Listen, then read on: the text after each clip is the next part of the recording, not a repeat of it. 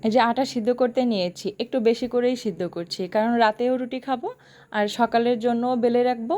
তাহলে সকালবেলা উঠে দেখা যায় একটু তাড়াহুড়া লেগে যায়, সেই তাড়াহুড়াটা যাতে না লাগে সেজন্য রাতেই সকালের কাজ অর্ধেকটা কমিয়ে নেব। যে সেজন্য একটু বেশি করে আটা সিদ্ধ করে নিচ্ছি। এই রাতের জন্য যেগুলো ভাজবো সেগুলো তো ভেজে নেব, আর সকালের জন্য কিছু বেলে রেখে দেব। সকালে উঠে প্রয়োজন মতো ভেজে নেব, তাহলেই হয়ে যাবে।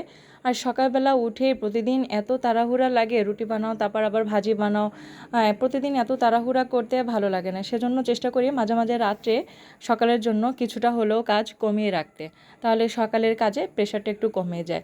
আর রুটি বানানো তো এখন আমাদের নারীদের একেবারে প্রতিদিনের একটা রুটিন হয়ে গেছে।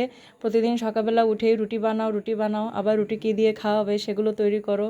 আবার দেখা যায় খেয়ে ছেলে মেয়ে স্কুলে যাবে, তারপরে তাদের বাবা আবার দেখা যায় কাজে যাবে, অফিসে যাক বা যেখানেই কাজ আছে যাক তার নির্দিষ্ট স্থানে। এই যে এরকম করতে করতে দেখা যায় সকালবেলা অনেক তাড়াহুড়ো লেগে যায়।